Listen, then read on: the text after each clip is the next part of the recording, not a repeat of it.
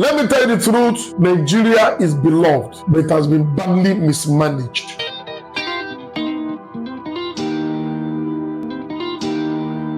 I welcome each and every one of you in the name of the Lord. It's my intention today to talk about this potentially great country called Nigeria. And I'll be talking on the focus on Nigeria Demise. Focus on Nigeria Demise. Well, Demise simply means death. The death of Nigeria. You cannot talk about the death of something or somebody without being emotional. And I think I am. Because the very first time the Lord spoke to me about the country known as Nigeria was 1981, May 1981. And the Lord gave me the book of Isaiah chapter 5. I understood little then by what the Lord was actually telling me. Now quickly read that passage. Isaiah chapter 5 from verse 1. I will sing for the one I love a song about his vineyard. My loved one had a vineyard on a fertile hillside. He dug it up and cleared it of stones and planted it with the choicest vines. He built a watchtower in it and cut out a winepress as well. Then he looked for a crop of good grapes, but he yielded only bad fruit. Now you dwellers in Jerusalem and people of Judah, judge between me and my vineyard. What more could have been done for my vineyard than I have done for it? When I look for good grapes, why did it yield only bad? Now I will tell you what I am going to do to my vineyard. I will take away the edge to be destroyed. I will break down its wall and it will be trampled. I will make it a wasteland, neither pruned nor cultivated, and briars and thorns will grow there. I will command the clouds not to rain on it. Verse 7. The vineyard of the Lord Almighty is the nation of Israel, and the people of Judah are the vines he delighted in, and he looked for justice,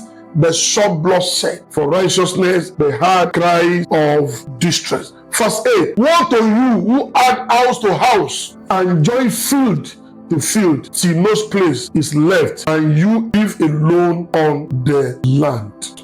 When God spoke to me in 1982, I was a teenager then, very young. I went to my dad and I said, Baba, this is what they gave me in my dream. And the person who gave me said, I should read this passage and talk about it. That's about Nigeria. My father said, it's a message for future. If you look at this passage very well, you talk about a beloved nation. Let me tell you the truth, Nigeria is beloved, but it has been badly mismanaged.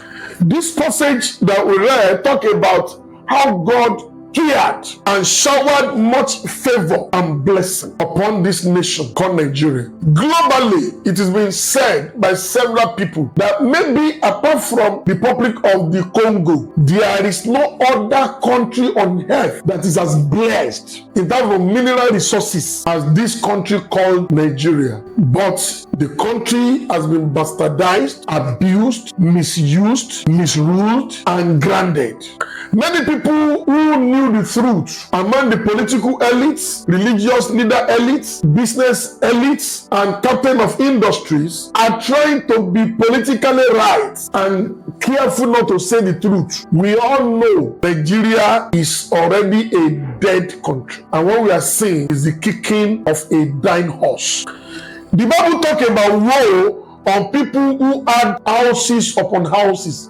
There are certain things you heard or read about. I want to think, could this be true? Imagine one person, one civil servant who had over 400 houses in Nigeria, having house upon house. God said, I will remove the edge. That means there will no more be security. No wonder there is insecurity that is prevalent all over the country. Today, tell me where you can categorically say is secured. North Central, Northeast, Northwest, South-South, Southeast, Southwest. Southwest that we can say is relatively secured has been ravaged. Today, people cannot travel with peace of mind, even in broad daylight, not to talk of at night. I remember in the 90s when I started driving anew. I like to travel at night. Either I'm going out of Lagos or coming into Lagos, I would like to set out. If I'm driving into Lagos, I want to set out like 4 p.m. or 5 p.m. believing that by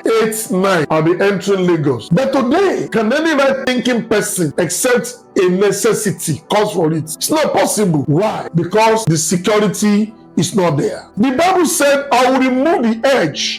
Why? Because it's bearing bad fruit. Look at the stories you heard about Nigeria globally. It's about evil and evil. You didn't hear anything good about this country. You didn't see anything good about this country. We are known as 419 nation all over the world. Someone sang a song during the regime or the administration of President Olusegun Obasanjo Matthew. He said, everything scatter, scatter, Nigeria jaga jaga. When I heard that song, I felt bad. I said, why should this guy be demarketing Nigeria, be bad-mouthing Nigeria? But has it not turned out to be prophetic? Is everything not jaga-jaga now? Has everything not scatter-scatter? Now, if I will go by prophetic revelation, Nigeria has ceased to exist as a nation on 12th of November 2021. In the spiritual realm, there is no country called Nigeria again. In the spiritual realm, Nigeria has ceased to be a country. We are only seeing the carcass and some people trying to salvage it. People are blaming President Buhari, the past president. It's beyond President Buhari. People are blaming President Bola Ahmed Tinubu. It is beyond President Bola Ahmed Tinubu. Even if we say President Buhari is not a good administrator, we know President Bola Ahmed Tinubu is cerebral and dynamic. We knew he can turn things around. Let's see what is happening. So it's not about a particular leader. It's about the destiny of the nation. And I want to tell you prophetically, Nigeria has ceased to exist as a nation.